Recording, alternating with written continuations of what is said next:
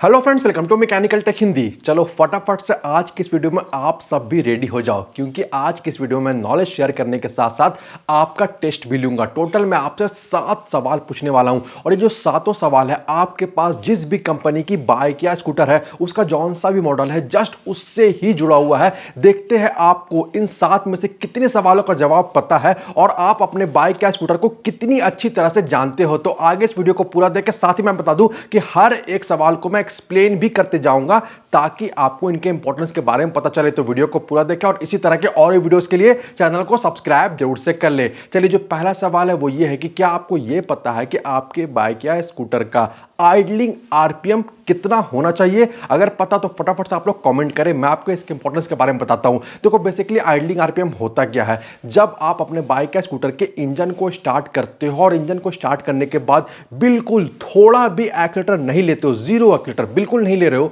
उस टाइम पे इंजन के अंदर में जो क्रैंक शाफ्ट का रोटेशन हो रहा है, क्रैंक शाफ्ट जो घूम रहा है, तो 1 मिनट में क्रैंक शाफ्ट जितनी बार घूम रहा है इससे हम लोग कहते हैं आइडलिंग आरपीएम। कई बार कई अलग अलग कारणों से जो आइडलिंग आरपीएम है वो या तो बढ़ जाता या तो घट जाता। बढ़ने पे भी नुकसान है, घटने पे भी नुकसान है। अगर आइडलिंग आरपीएम एज पर इंजन कैपेसिटी आपके पास जिस भी इंजन सीसी की बाइक या स्कूटर है उससे गड़बड़ हो जाता तो नुकसान ये होता है कि अगर आइडलिंग आरपीएम बढ़ा इसका मतलब इंजन के अंदर में बेवजह पेट्रोल जलेगा। जब आपके बाइक या स्कूटर या तो खड़ी होगी या तो चलते समय आपने बाइक का क्लच लीवर को दबा रखा, उस टाइम पे पेट्रोल की बर्बादी होगी। नंबर 2, अगर आइडलिंग आरपीएम कम होगा रेंज से तो क्या हो जाएगा, होगा ये कि कई बार जब आप अपने बाइक को चलाओगे और एक्सीलरेटर को डाउन करोगे या फिर स्कूटर में भी, तो क्या होगा कि इंजन बंद हो जाएगा। मैं आपको बताना चाहूंगा कि हर एक बाइक का या स्कूटर का एज पर इंजन कैपेसिटी आइडलिंग आरपीएम अलग अलग होता है। जैसे कि मेरा जो बाइक है बजाज एवेंजर 150, वहां पे आइडलिंग आरपीएम है 1350 प्लस माइनस 50, यानी कि 1300 से 1400 के बीच में होना चाहिए।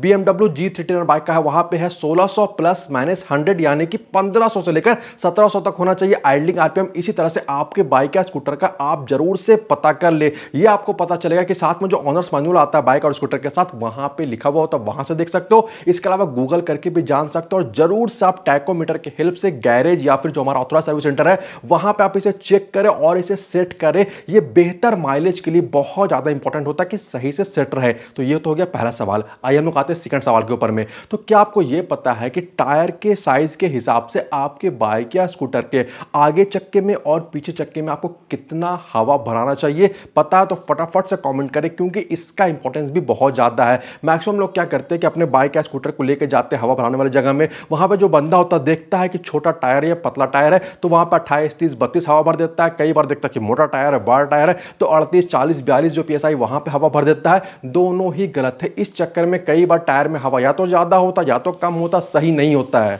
हवा ज्यादा होने से हैंडलिंग, स्टेबिलिटी, रोड ग्रिप, इन सब का प्रॉब्लम आता है। हवा कम होने से इंजन को ज्यादा पावर लगाना पड़ता है गाड़ी को आगे मूव कराने के लिए, तो माइलेज का इशू होता है। तो आप जरूर से एज पर जो साइज है आपके टायर व्हील वगैरह का आप पता कर ले कि आगे के टायर में पीछे के टायर में कितना हवा रखना चाहिए और उतना ही हवा डाल के रखे। चलिए हम लोग तीसरे सवाल के ऊपर में आते हैं। क्या आपको यह पता है कि एज पर इंजन कैपेसिटी और इंजन डिजाइन आपको अपने बाइक या स्कूटर में किस क्वालिटी का, किस ग्रेड का और कितना इंजन ऑयल, जिसे बहुत से लोग मोबिल कहते हैं, डालना चाहिए? इंजन ऑयल का ग्रेड और जो क्वांटिटी है ये पता है तो आप इस वीडियो में कमेंट जरूर से करें। मैं आपको इंपॉर्टेंस समझाता हूं। देखो, इंजन ऑयल का इंपॉर्टेंस मैंने कई वीडियो में बताया है, वो मैं रिपीट नहीं करूंगा, ठीक है? उसके बारे में सबको पता होता है। मैं बताना चाहता हूं कि होता यह है कि जब किसी भी कंपनी की जो R&D टीम है वो बाइक या स्कूटर के इंजन को डिजाइन करती है, एयर कूल्ड इंजन है, ऑयल कूल्ड है, लिक्विड कूल्ड इंजन है, किस तरह का इंजन है, किस तरह का स्पेसिफिकेशन है, कितना कंबशन चैम्बर को दिया गया है, कंप्रेशन रेशियो क्या है, ये सब को देखते हुए, हीट वगैरह को देखते हुए क्या करती है कि डिसाइड करती है कि भाई इस तरह का जो बाइक या स्कूटर का इंजन है यहां पे इतना आपको इंजन ऑयल डालना है और इस ग्रेड का डालना है। ग्रेड हो गया जैसे कि 10W30,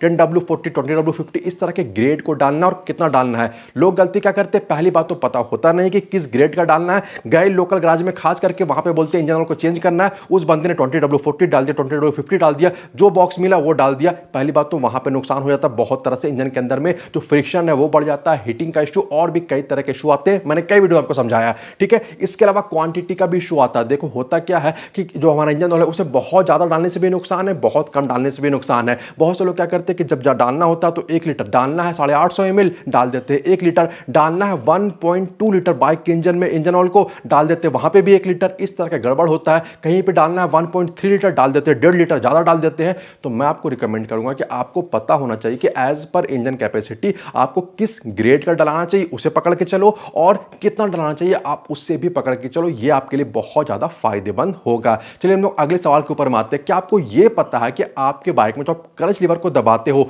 तो क्लच प्ले कितना होना चाहिए? ये पता है तो आप इस वीडियो में कमेंट जरूर से करें, नहीं पता तो आप नो लिख के भी कमेंट जरूर से करें। और अभी तक के 4 सवाल में आपने कितना सवालों का सही जवाब दिया है ये भी आप इस वीडियो में कमेंट जरूर से करें। मैं आपको फैक्ट बताता हूं। देखो बेसिकली क्लच प्ले होता क्या है। जो क्लच लीवर हम दबा रहे हैं उस टाइम पे आप गौर करोगे कि जब क्लच लीवर को दबाना शुरू करते हैं तो थोड़ी देर के लिए आपको जो क्लच लीवर है वो फ्री आपको लगता है, ठीक है, वहां पर आपको बिल्कुल प्रेशर नहीं लगता है। उसके बाद दबाते हो तो आपको हाथों से लगता है कि हम दबा रहे हो, प्रेशर लग रहा है। तो बेसिकली शुरुआत में जो फ्री वाला पोर्शन होता है इसे हम लोग कहते हैं क्लच प्ले।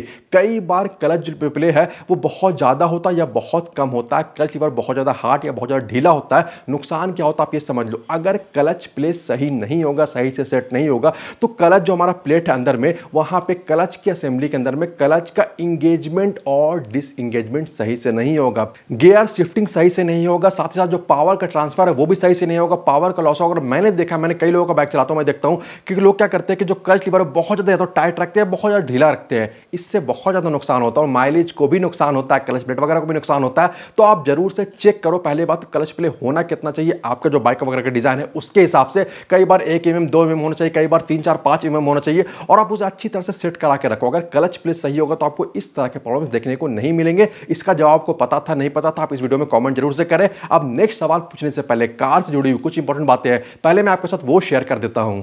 अब मैं आपको बताना चाहूंगा कि अगर आपके पास कार है और आप अपने कार के लिए 100% जेन्युइन स्पेयर पार्ट्स चाहते हो तो इसमें आपकी हेल्प करेगा woodmo.com। woodmo.com online spare parts के एक्सपर्ट है और यहां से आप इंडियन कंपनीज के साथ साथ जितनी भी विदेशी कंपनी की कार से उनके भी 100% जेन्युइन स्पेयर पार्ट्स आसानी से ऑर्डर कर सकते हो। इंटरफेस बहुत ही आसान है, जस्ट आपको अपने कार की manufacturing company, model, air variant को डालना है। उसके बाद आप अपने कार के मॉडल के हिसाब से 100% जेन्युइन स्पेयर पार्ट्स आसानी से यहां पे सर्च कर सकते हो। साथ ही आपको यहां पे अपने कार के मॉडल के हिसाब से OEM कैटलॉग भी देखने को मिल जाएगा।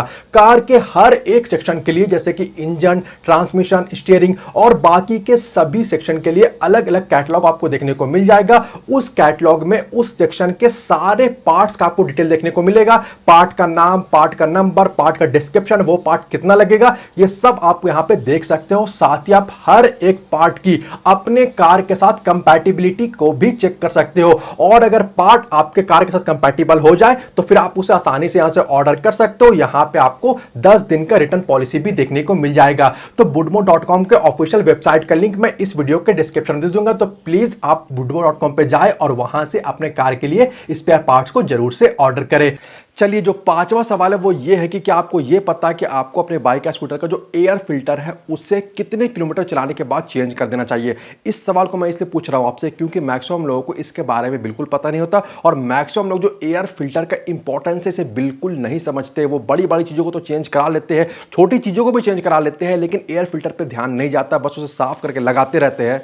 देखो सिंपल सी बात यह है कि हर एक बाइक या स्कूटर में आप देख लो कि अलग अलग टाइप के, अलग अलग डिजाइन के, अलग अलग मटेरियल के एयर फिल्टर का यूज किया जाता है। और एयर फिल्टर अगर बहुत दिन तक चेंज नहीं किया जाए, बहुत ज्यादा गंदा हो जाए, तो वो सही अमाउंट में हवा को जो इंजन का सिलेंडर है उसके अंदर में नहीं भेज पाता है। इसके अलावा नुकसान ये भी हो जाता है कि जो हवा की क्वांटिटी के साथ साथ जो हवा की क्वालिटी है वो भी ज्यादा खराब इंजन के सिलेंडर के अंदर में जाने लगती है। तो मैं आपको रिकमेंड करूंगा, क्योंकि हर एक बाइक या स्कूटर का जो एयर फिल्टर एलिमेंट अलग अलग होता है, तो आप जरूर से चेक कर ले कि आपके पास जौन सा भी मॉडल है उसका एयर फिल्टर को आप कितने किलोमीटर के बाद चेंज करा देना चाहिए। सेम आपको ये मालूम चल जाएगा आपकी गाड़ी के साथ जो ऑनर्स मैनुअल है, तो आप उसे जरूर से देख ले और उसे सही टाइम पे बिल्कुल चेंज करा ले। इससे बहुत हद तक आपको माइलेज वगैरह का इंप्रूवमेंट अपने बाइक या स्कूटर में देखने को मिल जाएगा। छठा सवाल है, क्या आपको यह पता है कि आपके बाइक का जो फ्यूल टैंक है उसके अंदर में जो रिजर्व टैंक की कैपेसिटी कितनी है? अगर पता तो फटाफट से इस वीडियो में कमेंट करें, देखते कितने लोगों को इसके बारे में पता है। देखो कई बार क्या होता है, हमने सुना है, देखा भी है कि लोग क्या कहते हैं कि हाँ पेट्रोल कम कम हो गया है, पेट्रोल रिजर्व में आ गया है, ये ठीक है।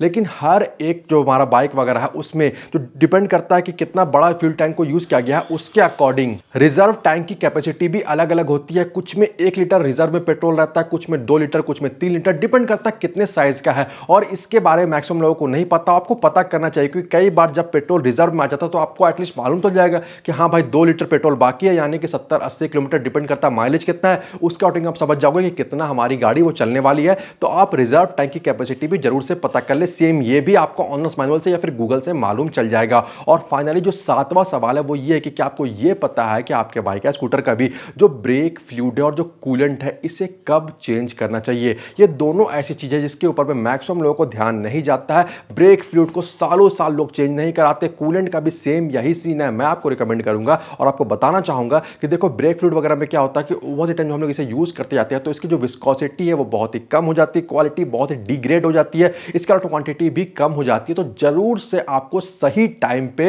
एज पर जो भी कंपनी ने रिकमेंड किया है आपको ब्रेक फ्लूइड को और कूलेंट को जरूर से चेक करना चाहिए, टॉप अप करना चाहिए और उसे चेंज भी कर लेना चाहिए। तो फ्रेंड्स इन 7 सवालों में से कितने सवालों का जवाब आपको पता था ये आप इस वीडियो में कमेंट जरूर से करें। और इसी तरह के अगर आपको और भी वीडियो चाहिए तो भी आप कमेंट करें, मैं इस सीरीज को कंटिन्यू भी करूंगा। उम्मीद है कि इस वीडियो में दी गई जानकारी आपको पसंद आई होगी। वीडियो अच्छा लगा तो वीडियो को लाइक और शेयर जरूर कर दे। वीडियो के बारे और चैनल के बारे में अपनी राय आप मुझे कमेंट करके जरूर बताएं। इसके अलावा अगर आप चैनल पर नए हो या अभी तक आपने चैनल को सब्सक्राइब नहीं किया तो प्लीज चैनल को सब्सक्राइब कर ले और बेल आइकन को भी दबा ले ताकि आने वाले इंपॉर्टेंट वीडियोस के अपडेट आपको नोटिफिकेशन के थ्रू मिलते रहे। मिलते अगले वीडियो में। Thanks for watching this video. Good bye.